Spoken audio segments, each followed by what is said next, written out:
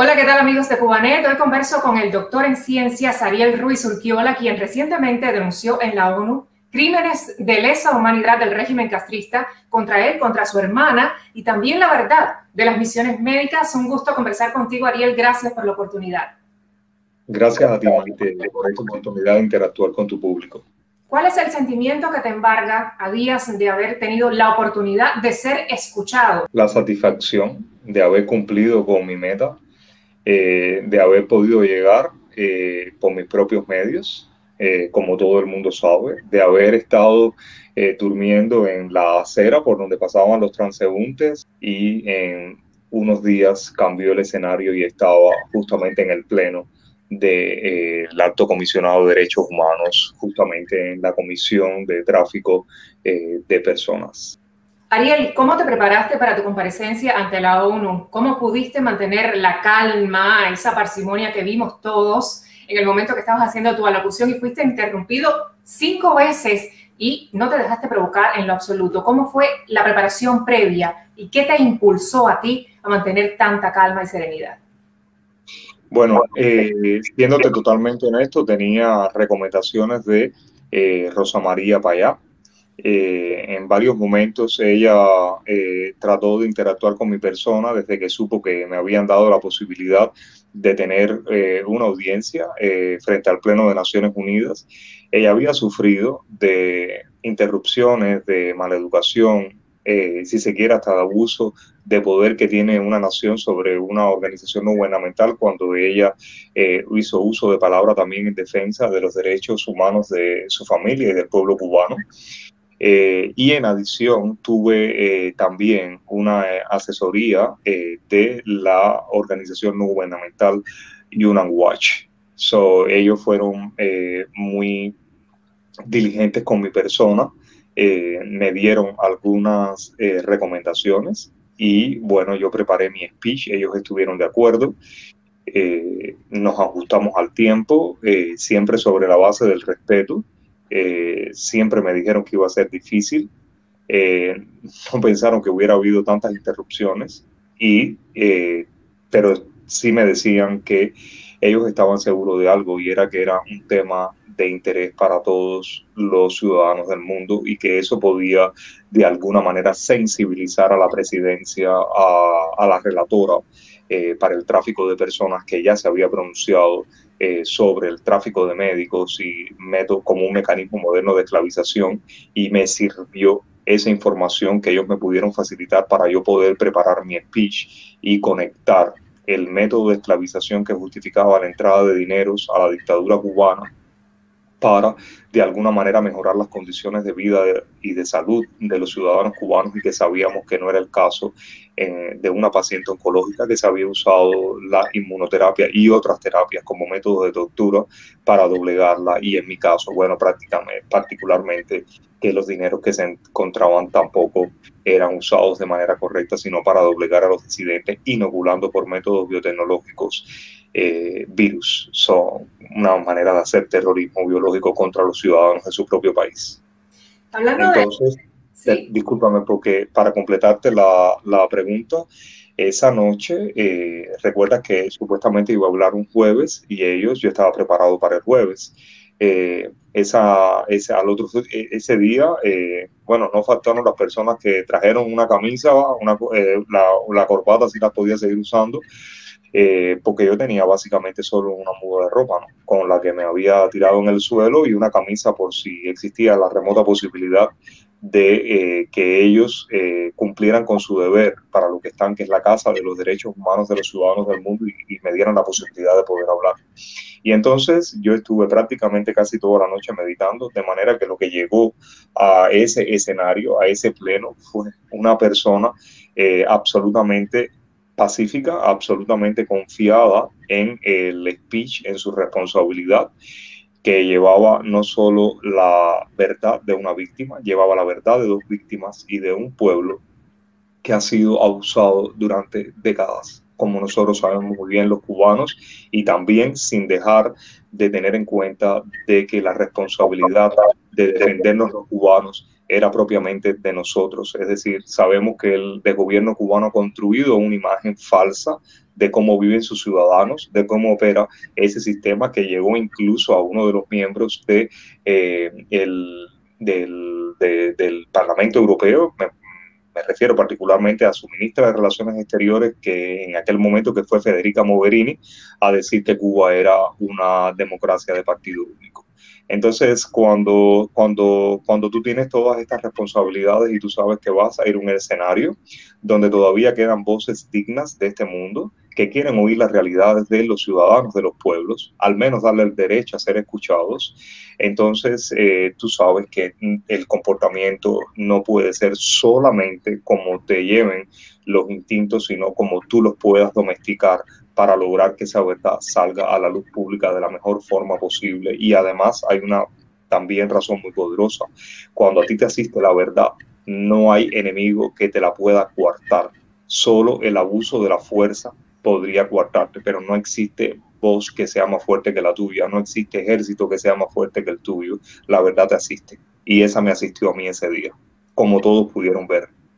Maravilloso. Y además, algo de lo que hemos hablado en otra oportunidad es la complicidad, que tú pudiste percibir que las personas que, digamos, conocen cómo se desarrolla una sesión en la ONU y cuál es el protocolo a seguir, quizás se dieron cuenta. ¿Tú sentiste que existió una complicidad en la sesión para que tú pudieras hablar? Absoluta, absoluta. Yo sentí que, primero, yo te voy a decir una cosa, dentro de Naciones Unidas, donde hay una mezcla entre personas humanas y mafias dictatoriales, existe una complicidad con las víctimas. Es decir, yo no creo que haya, yo creo que hay una generalización en complicidad a huir a víctimas. Es decir, en Naciones Unidas todavía quedan personas con la suficiente honestidad profesional que trabajan en derechos humanos no por recibir dineros, ni salarios cómodos, ni posiciones cómodas en Ginebra, sino realmente por darle una especie de beneficio a las víctimas. Ellos quieren oír, ellos quieren ver cómo se expresan los ciudadanos de este mundo por encima de sus gobiernos, porque los gobiernos siempre van a ir a hablar de sus bondades, los gobiernos no van a ir a hablar sobre sus crímenes, y particularmente me refiero a las dictaduras de este mundo, que son las que han puesto en riesgo incluso la vida del planeta con el COVID-19. Me estoy refiriendo directamente a la complicidad y crimen también contra toda la humanidad de la dictadura china. Entonces, yo esa complicidad la sentí. Yo sentí que en la medida que yo me iba comportando y que las personas, tanto el cuerpo de seguridad como los que manejaban la sesión, veían que lo que tenían delante era una persona honrada, una persona humilde, quizás no una persona con traje, pero una persona que sabía conducir, una persona que le asistía a la verdad, que tenía fuerza en la palabra, que tenía fuerza en la mirada. Yo creo que en esa misma medida la complicidad fue aumentando, sin contar la intervención, por supuesto, de Australia, que creo que fue más que valiente, fue humana. Era una mujer que se vio representada en el caso de mi hermana, se vio representada en la cantidad de casos de mujeres que padecen de cáncer de mama y que no son asistidas en el mundo. Pero sobre todo, yo creo que ella se vio de alguna manera estimulada en ver a un hombre que defendía su verdad por encima de ejércitos, por encima de delegaciones que lo podían parar, que trataban de destruir su discurso, su speech, en cada 3, cada 4 palabras, y aquello no era normal. Cuando hay una verdad fuerte, no la puedes acallar fácilmente, no la puedes destruir. Y eso fue lo que trató de hacer la delegación cubana con sus aliados, que además carecen de moral dentro no solo del Alto Comisionado de Derechos Humanos, sino carecen de moral ante el mundo democrático, carecen de moral ante sus pueblos. Y eso fue lo que sucedió en ese lugar. ¿Tuviste algún contacto visual con tus atacantes, con algunos de los representantes de las delegaciones que te atacaron? Yo sí, yo los miré, pero ellos nunca me miraron a la cara. ¿Cómo impactó en ti la solidaridad mundial, más allá de lo que se vivió en la ONU? Todos los cubanos que fueron a apoyarte el primer día, el día jueves, que fueron el día viernes, que anteriormente a eso vimos cabezas rapadas en muchos lugares de Cuba, que vimos gente manifestándose en la calle a través de las redes sociales. ¿Cómo impactó en ti ver todo eso mientras estabas haciendo la huelga de hambre? me impactó en que si yo había perdido la confianza en la justicia, no podía perder la confianza en la verdad. Es decir, yo había perdido la confianza en la justicia, pero no en la verdad. Y esas fueron las muestras que yo recibí durante todos mis días de huelga de hambre y de sed, y sin los medicamentos, por consiguiente, contra el HIV. Es decir, yo noté que la verdad aún es una fuente de camino en las sociedades del mundo. Eso fue lo que más fuerza me dio, la verdad. Cuando tú iniciaste la huelga, ¿creíste por un momento, es decir, estabas convencido de que ibas a cumplir tu objetivo? Yo, absolutamente. Mi objetivo era la libertad o liberación. Yo lo iba a cumplir de cualquier manera, ¿sabes? Y eso es para mí algo que está claro. Yo sabía que yo iba a ganar. De cualquier manera yo iba a ganar.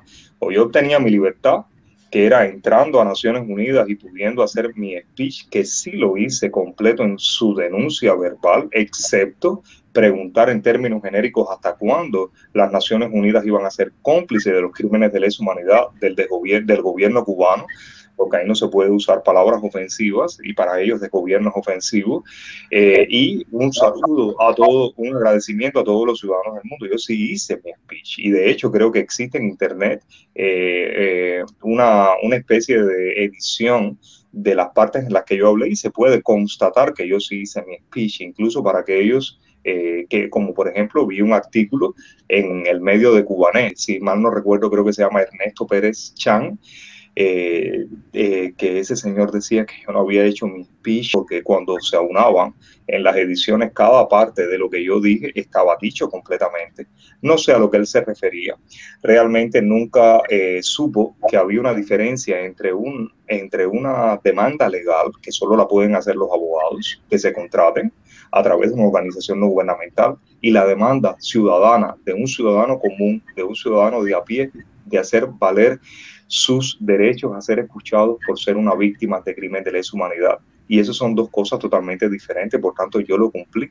Si yo no lograba esa libertad, yo me liberaba yo mismo, porque lo que no se puede hacer es caminar en esta vida con un peso en tu conciencia y menos con un peso que te mate tu dignidad. Y a mí mi dignidad no me la mata ningún dictador, no me la mata ningún represor, desde un periodista mal formado hasta uno uniformado como la televisión cubana. No pueden, no tienen cómo, carecen de herramientas profesionales para hacerlo, carecen de conocimiento para hacerlo.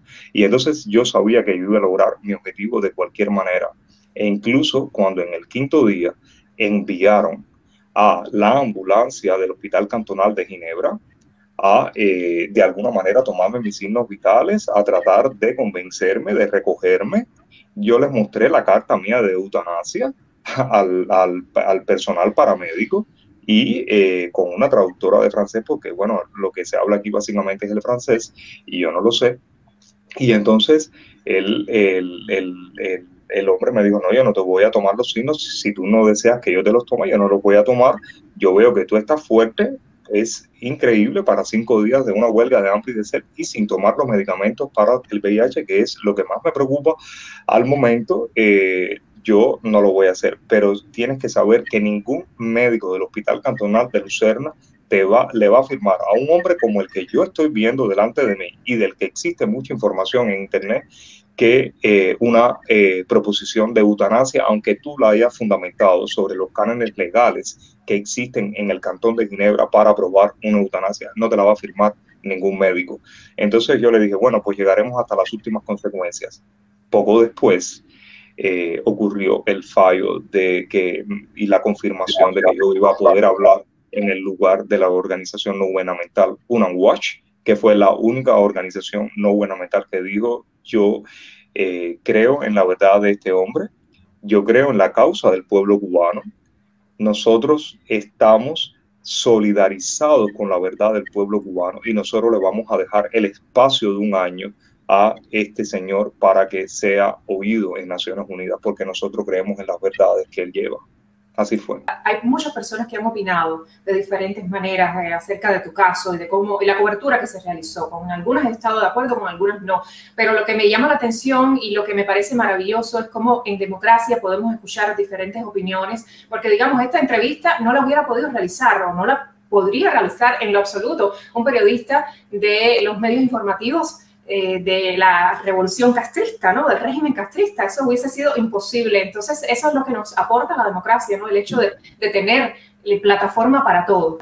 Hablando de ya en materia de las pruebas, la Sociedad Internacional de Derechos Humanos presentó una demanda con todos los elementos y pruebas para ratificar y reclamarle al régimen castrista que responda por la inoculación del VIH en tu organismo. ¿Cómo se realiza este proceso? ¿Cómo este bufete, estas personas, estos abogados hacen todo este proceso para concretarlo y presentar la demanda? Bueno, básicamente la International Society for Human Rights, con base en Frankfurt, también con el apoyo de la organización no gubernamental Lesbian and Gay for Union, alemana también. Ellos hicieron, primero tuvieron una reunión conmigo, lógicamente con sus especialistas, porque ellos no son médicos, ellos atienden los derechos humanos y las violaciones de derechos humanos, y en función del tipo de denuncia verbal que le pueda llegar por una víctima, si la víctima logra sobrevivir, o por las personas que fundamentan el crimen, tienen reuniones y empiezan a evaluar en una primera instancia todas las posibles fuentes que puedan ser presentadas a peritos que puedan darle esa fiabilidad.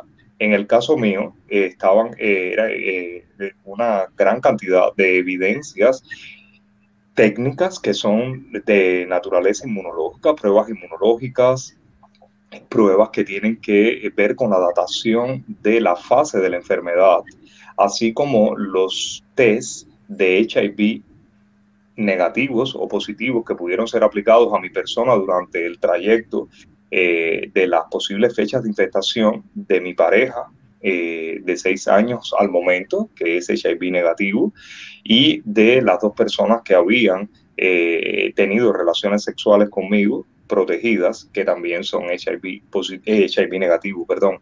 De manera que con todas las evidencias directas y las bioquímicas, se pudo reconstruir los hechos.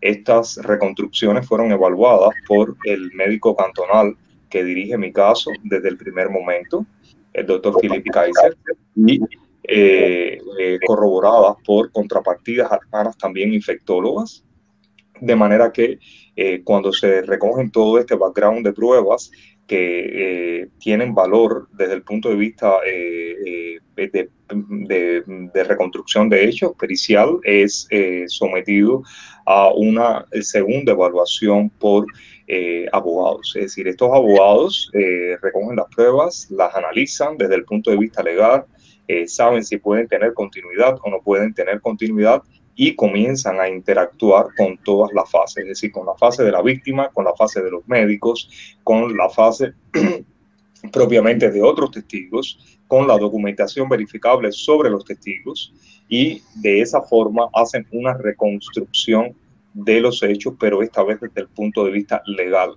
Una vez eso está hecho, reconstruyen o construyen, mejor dicho, la demanda legal sobre los basamentos del tribunal a que él va a ser presentado. En este caso, al menos son 5 relatores de derechos humanos, es decir, de diferentes categorías, desde la tortura hasta la expresión,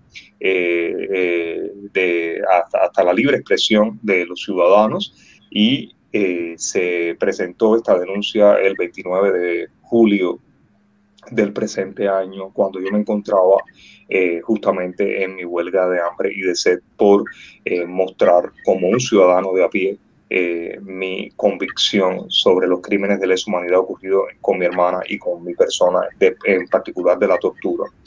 El caso de mi hermana no es un caso en estos momentos legal.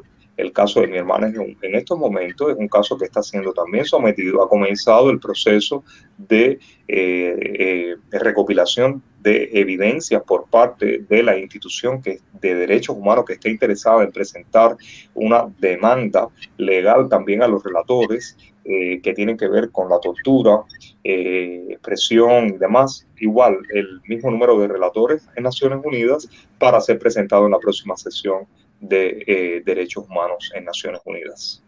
Quería preguntarte, cuando tú ingresas en prisión en 2018, ¿eres sometido a algún tipo de análisis a verificar si tenías VIH, digamos hepatitis o tuberculosis? ¿Te hacen algún procedimiento de este tipo? Bueno, en las prisiones de Cuba, la experiencia que yo tengo, y según me lo dijeron todos los presos y la médico que asistió al momento que yo fui llevado al depósito, es decir, en todas las prisiones de Cuba hay un lugar que se llaman depósitos. En ese depósito llegan los presos que se clasifican, ya son presos que han sido juzgados o no, llegan a ese lugar e inmediatamente se les aplica un test solamente para corroborar si son HIV positivos.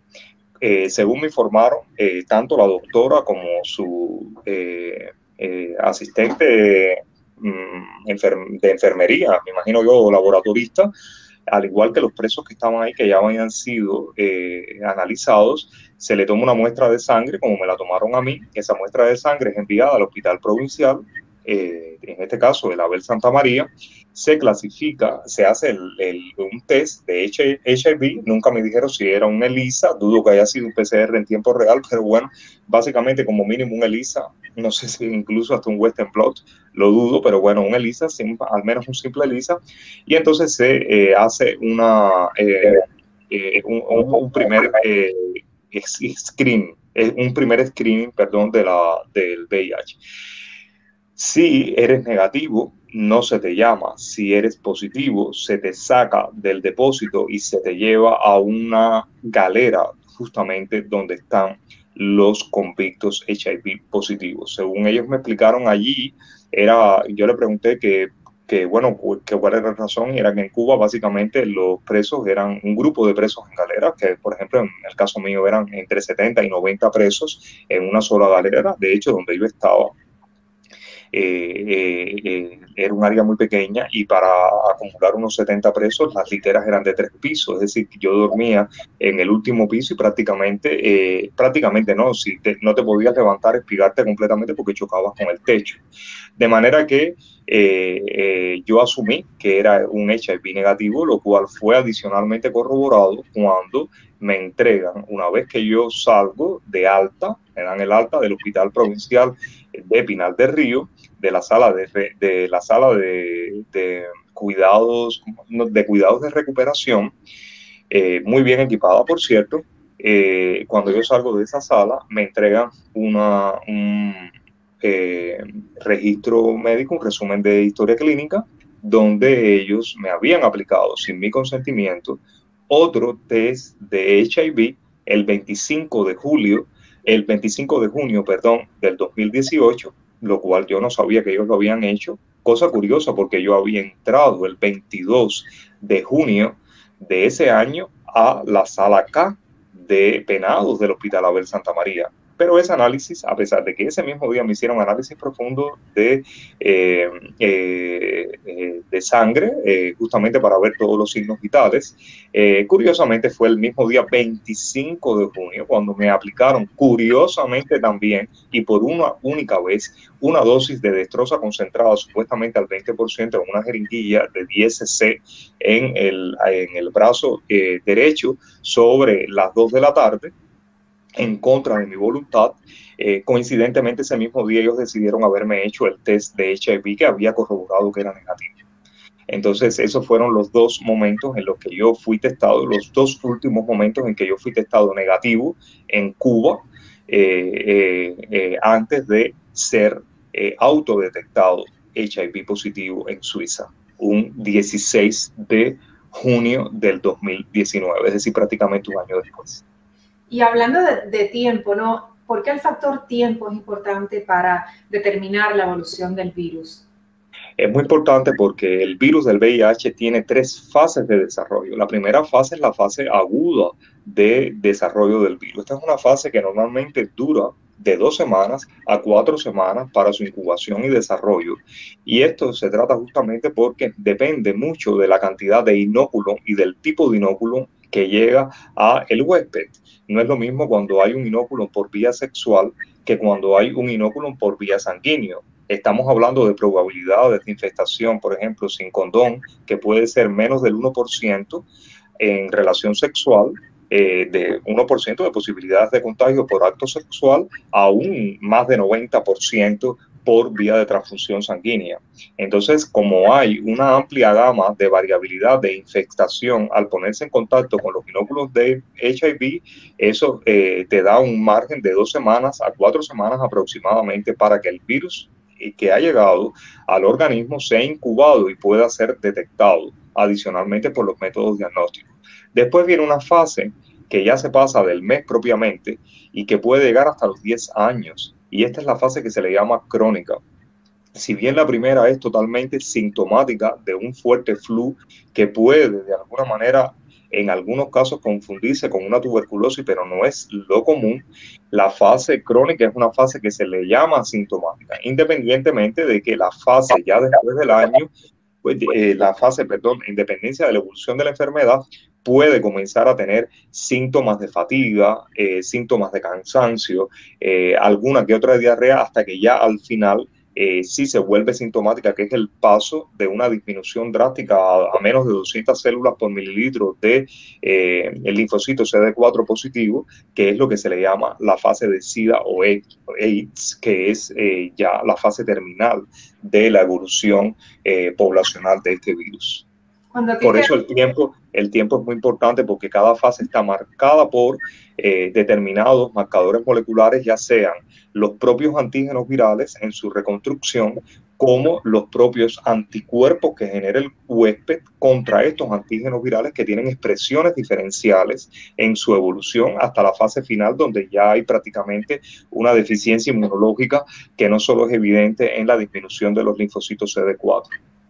Lo que determinaba cuando le hicieron todo este análisis en Suiza, ¿qué fue? Bueno, de primera y pata, cuando se hace un Western blot y se caracterizan un grupo de anticuerpos que genera el huésped contra el virus, tanto por la diversidad como por las proporciones, se llega a la determinación que yo estaba en una fase crónica, que era una fase crónica, pero que era una fase crónica inferior a el año probablemente, es decir, concerniente al año, pero no mucho más de un año, justamente porque comenzaban a decaer las concentraciones de la mayor cantidad del grupo de anticuerpos que fabrica el huésped contra la exposición, o más que la exposición, el desarrollo de la enfermedad viral propiamente.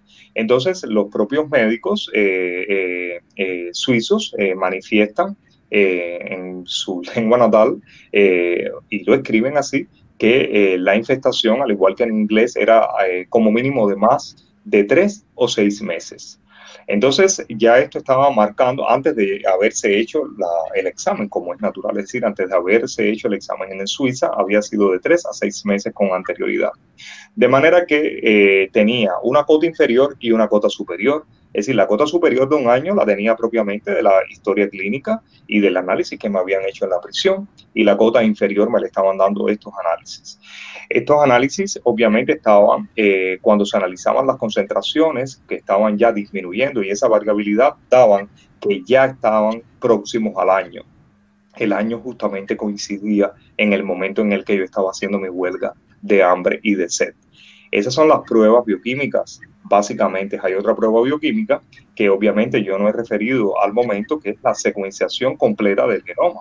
En esa secuenciación completa del genoma se saben todas las mutaciones, no solo ya las mutaciones que habían sido evaluadas para ubicar un tratamiento en condición de resistencia a los diferentes antirretrovirales, que es una manera también importante de saber qué tipo de mutaciones se manifiestan, donde en el caso mío particularmente se manifiesta una mutación antirretroviral que es de las más raras del mundo. Coincidentemente, a este tipo de fenómenos se puede rastrear mutación por mutación secuenciando el genoma, lo cual permitiría en cualquier caso dilucidar si alguien que presume de haber sido quien haya infectado a la otra persona fue quien fue. Eso es por una parte. Por otra parte también la sintomatología de la enfermedad, que es otra prueba derecha, en particular de la fase aguda, que es la que es sintomática, había ocurrido justamente, empezó el mismo día, julio 3, cuando yo abandono el hospital Abel Santa María. Es confundida por un médico especialista en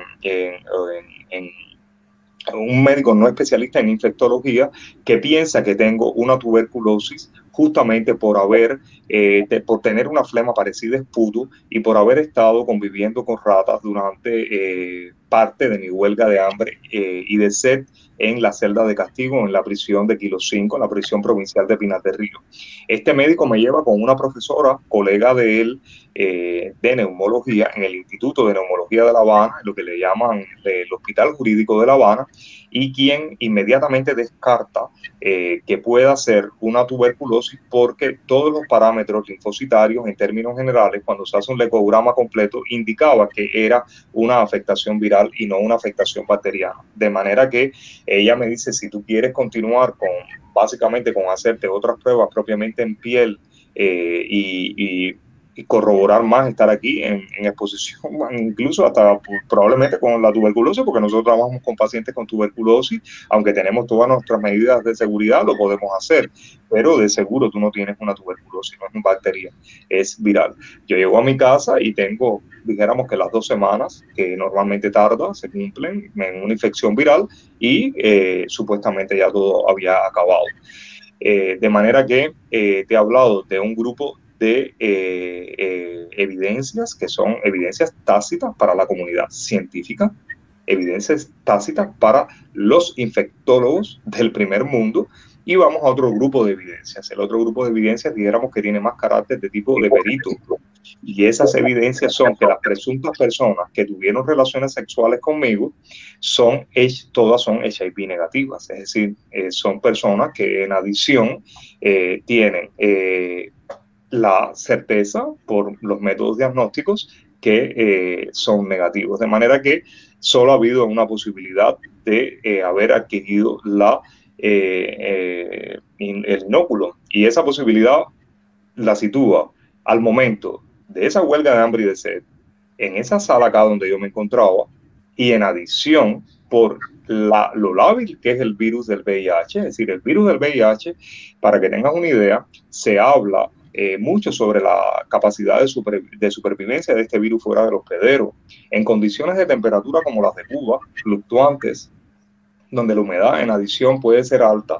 También el virus puede que no sobreviva más de 20 a 30 minutos. Por eso es que quizás tenga el propio virus una tasa de transmisión relativamente alta en comparación con la sexual por vía de el intercambio de jeringuillas y agujas por drogadictos, porque en el tiempo en que uno lo pasa al otro, lo que transcurre son breves minutos.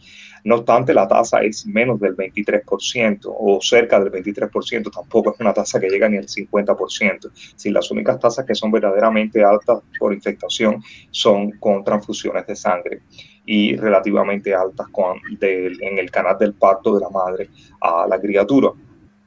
De manera que estas son pruebas también contundentes para descartar que por un simple mal manejo de una aguja, normalmente en los sueros todos los equipos de sueros tienen sus agujas, todos los equipos de trocar se abren en el momento que se le va a poner al paciente. El paciente ve que se le está poniendo el equipo de trocar, no había posibilidad de una aguja infectada, no había posibilidad de un mal manejo de las enfermeras, y lo único que apuntaba era que el inóculo tuvo que haber llegado por una vía eficaz. Obviamente la vía eficaz no era un suero, porque los sueros, como tú sabes, y como sabe todo el mundo, tienen goteos que son prolongados. Estamos hablando de 6 a 12 horas. De 6 a 12 horas, donde el virus, la cantidad sería moriría lábil. Pero en una jeringuilla, al torrente sanguíneo directo, con glucosa concentrado que estabiliza propiamente las partículas virales, era objetivo de que ese virus iba a entrar sano, y ese virus iba a entrar con una capacidad altamente reproductora para generar en muy pocos días una actividad, una fase aguda, que fue lo que ocurrió. Desde ese momento de la fase aguda hasta el momento que yo llegué a Suiza y un año después a la actualidad, yo jamás he tenido un flu, jamás yo he tenido una enfermedad broncorrespiratoria, ningún tipo de enfermedad, ningún tipo de secuela, de nada propiamente.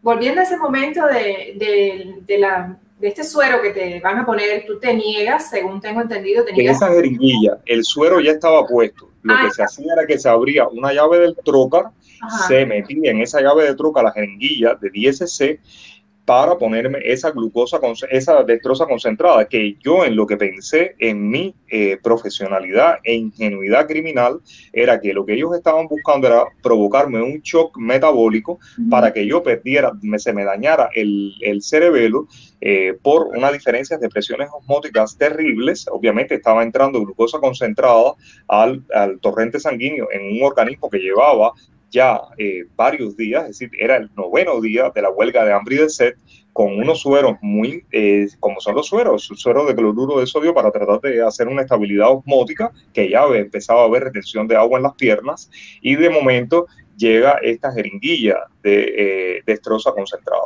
o glucosa concentrada, me parece que era dextrosa concentrada al 20%, está escrito en la historia clínica, ¿no? Da igual lo que fuese.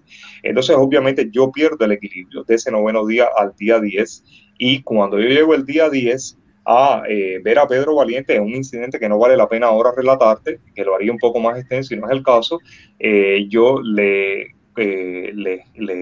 confronto al doctor Valiente lo que había ocurrido, y esa era la justificación del estado en el que yo estaba. Y él me dice, mira, para que tú veas que yo no ordené eso, porque además está mal ordenado, como bien tú lo has dicho y lo estoy viendo yo en tu organismo. Él me enseña la historia clínica, que no fue el resumen de historia clínica que me dieron a mí impreso, y obviamente de su letra, de su puño y letra, jamás se había indicado esa dextrosa concentrada, y mucho menos estaba referida en la historia clínica, no estaba anotada. Eso ocurrió el día 9 al 10 de la huelga de hambre de sed, es decir, el día 25 de junio, en horas de la tarde, sobre las 2 de la tarde, en el brazo derecho, y en contra de mi voluntad, por el supuesto jefe de servicios clínicos del Hospital Provincial Abel Santamaría, una persona que la vi solamente en ese momento y nunca más volvió a pasar por la sala K de penados ni por la sala de cuidados de recuperación. De manera que era evidente y muy curioso. Yo pensé que no me la habían vuelto a poner por la situación que se había generado con el doctor Valiente, pero te das cuenta que en ningún momento fue para provocar ningún beneficio en mi estado de salud, porque en los días consecuentes de mi huelga de hambre y de sed, donde yo estaba más debilitado, donde había más retención de agua, donde ya no se sabía lo que iba a ocurrir conmigo, ni tan siquiera los médicos podían explicar cómo yo estaba plenamente consciente en mis cabales de todo lo que estaba ocurriendo conmigo, jamás volvió a venir nadie a imponer una jeringa de dextrosa concentrada, ni al 20% ni a ningún otro por ciento. Es decir, qué casualidad, que fue en ese momento y nunca más, Ariel. Eso como tú mismo lo dijiste, al momento que te lo iban a aplicar, dijiste que una de las causas o una de las cosas que te podía provocar era falta de equilibrio. Cuando a ti te levantan, hay un episodio que me llamó mucho la atención. Te levantan y uno de estos oficiales que te va a levantar de la cama trata de sostenerte, tú te niegas y entonces te amarran al suero, ¿no? A esta tubo que sostiene al suero, como tengo entendido, y después vas ahí caminando tú y los presos entonces salen de sus celdas para tratar de sostenerte mientras vas caminando. Ellos sacan los brazos. En realidad no fue la persona que ordena encadenarme con lo que ellos llaman Shakira al equipo de suero, fue el mayor Tito, que era el jefe militar de la sala. Esto es una especie de bestia que apenas puede balbucear algunas palabras en castellano, y que él es el que somete militarmente al resto de los oficiales que están en ese lugar. Y que verdaderamente te podría decir que el grueso de sus subalternos eran personas que tenían un determinado de sensibilidad humana con la persona que estaban viendo allí. Ellos sabían que yo no era un criminal, ellos sabían lo que estaba ocurriendo. Y entonces es esta bestia la que, sintiéndose totalmente acomplejado por un hombre que estaba apenas que se podía valer por sí mismo, le niega la supuesta ayuda, porque este era el hombre que estaba formando parte de todo el mecanismo de protesta para doblegarme y hacer que yo desistiera de mi huelga de hambre y de sed en busca de mi libertad o mi liberación, y manda a encadenarme al equipo de suero tanto en las manos como en los pies. Increíblemente, tú dices esto, ellos saben que no eres un criminal. Los medios oficiales del régimen años atrás te mostraron en una publicación que leí recientemente, la releí, en la que se te muestra como un científico dedicado, como un hombre sumamente profesional. hace apenas unos días, después de que el viernes tú retaras al régimen y contaras tu verdad en la Comisión de Derechos Humanos de la ONU, pues pasas a ser de una persona respetable a un mercenario. ¿Cómo respondes a eso? Bueno, imagínate qué clase de mercenario yo puedo ser, que incluso un amigo suizo de Ginebra ha publicado una foto con otro amigo donde dice que está celebrando con un mercenario y todo lo demás, porque es que estas personas me vieron a mí con la ropa que yo llegué, me vieron a mí viviendo en el piso o en la tierra. Yo ahora en estos momentos soy sostenido justamente por las personas que me han brindado su casa, su comida. La recuperación fue gracias a un señor que se llama Roger, y este señor con su esposa Catherine me llevaron a su casa, me compraron la comida, me dieron su hospedaje, su jabón, su pasta dental, hasta un cepillo dental, porque realmente yo llegué de Zúrich a Ginebra justamente con la esperanza de la libertad o de la liberación, es decir, de lograr lo que yo quería. Y tal fue así que yo había ganado del trabajo mío en una granja, yo había ganado 2.200 francos suizos, de los cuales me quedaban 2.100 en ese mes, y yo le di 2.000 francos suizos a una señora catalana, Montserrat, que ha devenido en ser una gran amiga, y a su esposo, para que en caso de que yo no pudiera sobrevivir a mi acto de defensa, se lo hiciera llegar a mi hermana y que ella se quedara con 100 francos suizos.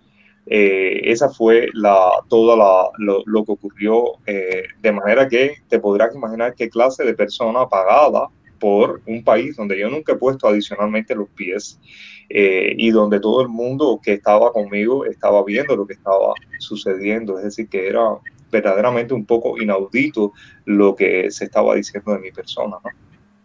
Todos se preguntan, Ariel, ¿cuál es el próximo paso en este proceso, en este curso que has abierto? Bueno, por mi parte o por la parte legal. Por la parte legal hay que esperar en el orden de 3 a 6 meses, en el cual se debe pronunciar el Consejo de Derechos Humanos y todos los relatores a los que fueron de alguna manera llamados acorde con este crimen de lesa humanidad. Puede ser que haya otros relatores que sean asociados, pero ya eso no depende, de la Organización Internacional de Derechos Humanos, que hizo la presentación del caso con su bufete de abogados contratados. Y eso es por su vía. Lo que se espera es el fallo, y luego de ese fallo, por supuesto, continuar en otras cortes de derechos humanos. Independientemente de eso, también yo considero que el bufete de abogados competentes que contrató la International Society for Human Rights también presentarán la demanda ajustada a otros escenarios de derechos humanos, es decir, a otras cortes de derechos humanos, con la finalidad que se dicte justicia sobre la víctima, en este caso mi persona. Y por mi parte, yo tengo la absoluta convicción de que voy a llegar a muchos ciudadanos europeos. Yo quiero impulsar la campaña Mano a Mano para los cubanos, donde yo le pueda explicar la realidad de lo que ha ocurrido con las evidencias científicas de crímenes de lesa humanidad, de tortura sobre mi hermana y paciente oncológica de un cáncer de mama, de un carcinoma ductal infiltrante HER2 positivo, y todo lo que hemos pasado, toda la odisea, que no creo que sea creíble no sé, creo que es increíble, verdaderamente, incluso de forma lastimosa, porque el grueso de todas las mujeres que supuestamente fueron beneficiadas con tratamientos oncológicos de primera línea ingresadas en el 2005, todas ellas ya no están, hasta lo que ha ocurrido con la inoculación del VIH en mi cuerpo, única y exclusivamente para doblegarnos, para hacernos claudicar, para callarnos la boca y para silenciarnos, como han hecho con muchos cubanos que han perdido hasta sus vidas huyendo en el estrecho de la Florida o por selvas, en lugar